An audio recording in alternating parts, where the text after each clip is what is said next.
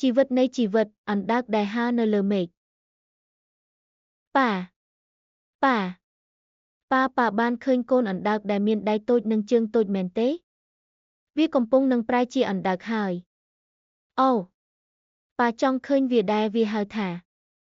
ការប្រែប្រួលរាងកាយ metamorphosis អូយប្រែប្រួលរាងកាយ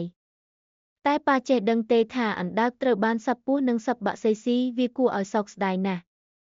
មែនហើយកូនឲ្យតែអណ្ដើកក៏ស៊ីសត្វល្ហុងនិងពងកណ្ដូងដើម្បីរស់រានមានជីវិតវាជាផ្នែកមួយនៃច្បាប់ធម្មជាតិដែលហៅថាជីវិតនៃជីវិតអីនឹងជាអ្វីប៉ាសូមប្រាប់ខ្ញុំផងប្រហែលជាពេលមកក្រោយនៅពេលកូនធំជាងនេះបន្តិចប៉ានឹងប្រាប់គេអូយប៉ាខ្ញុំចង់ដឹងឥឡូវនេះសូមប្រាប់ខ្ញុំឥឡូវនេះទៅតើកូនពិតជាចង់ដឹងមែនទេបាទខ្ញុំចង់ដឹងណាស់ល្អណាស់តោះសូមស្ដាប់ឲ្យប្រុងប្រយ័ត្នណាហើយប៉ាចាប់ផ្ដើមនិយាយរឿងមួយវាជារឿងដែលឲ្យការរបស់ប៉ាបានប្រាប់ប៉ាតាំងពីយូរហើយ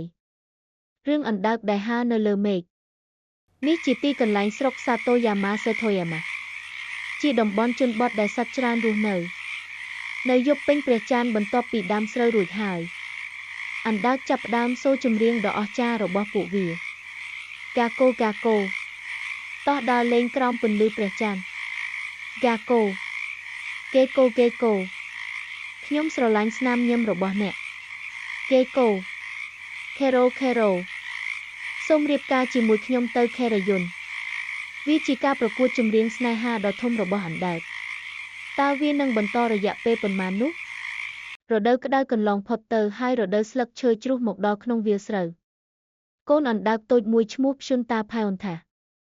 បានក្លាយជាអណ្ដើកខ្លាំងមួយរាល់ថ្ងៃវាមិនដាច់ពីការស្វែងរកអាហារថ្ងៃនេះវាចាប់បានសត្វល្ហុងមួយសត្វកណ្ដូងមួយហើយសូម្បីតែសត្វពងអង្រួនមួយផងដែរប៉ុន្តែមួយថ្ងៃមានសត្វពស់ធំមួយកំពុងសម្លឹងមើលវារាងកាយរបស់ព្យុនតាឈប់រំកិលដោយភ័យវាជាពេលវេលាដ៏គ្រោះថ្នាក់បំផុតអូយវាចប់ហើយពស់នឹងស៊ីខ្ញុំហើយវាបិទភ្នែកហើយរង់ចាំពស់វាយប៉ុន្តែភ្លាមនេះផ្លាប់ខ្យ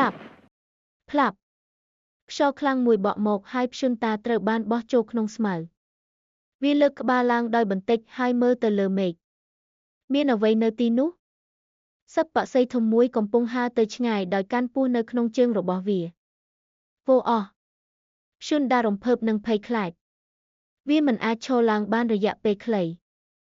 រដូវស្លឹកឈើជ្រុះកាន់តែត្រជាក់ហើយមិនយូរប៉ុន្មានខ្យល់រដូវរងាចាប់ផ្ដើមបក់ហេព្យុនតាពេលនេះដល់ពេលត្រៀមខ្លួនសម្រាប់រដូវរងាហើយត្រៀមខ្លួនមានន័យដូចម្ដេចប៉ា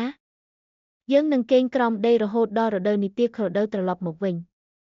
វាហៅថាការគេងរដូវរងា hibernation សម្រាប់ព្យុនតានេះជាការគេងរដូវរងាដំបូងបំផុតរបស់វាប៉ាខ្ញុំមានសំណួរមួយអីចឹងឬកូនព្យុនតាប្រាប់ប៉ាមកសិនព្យុនតាបានប្រាប់ប៉ាអំពីថ្ងៃដែលវាជិតស្លាប់ហើយវាសួរថាថ្ងៃមួយខ្ញុំនឹងត្រូវពស់ស៊ីពិតមែនទេហេតុអ្វីបានជាខ្ញុំត្រូវបានកើតមកសូមប្រាប់ខ្ញុំប៉ានេះជាសំណួរធំមួយណាស់ប្រហែលថាឥឡូវនេះកូននៅតូចពេកដើម្បីយល់ប៉ុន្តែខ្ញុំចង់ដឹងសូមប្រាប់ខ្ញុំឥឡូវនេះប៉ាល្អណាស់តោះស្ដាប់ឲ្យប្រុងប្រយ័ត្នប៉ានឹងនិយាយអ្វីនោះជាអាថ៌កំបាំងសម្រាប់ដងក្រោយសូមរងចាំឲ្យបានចិត្តល្អហើយមនុស្សទាំងអស់គ្នាអ្នកទាំងអស់គ្នាត្រូវបានផ្ដល់ជីវិតជាមនុស្សមិនត្រូវបានបរិភោគដូចជាកង្កែបទេដូច្នេះហេតុអ្វីបានជាយើងកើតមកសូមចែករំលែកគំនិតរបស់អ្នកនៅក្នុងមតិយោបល់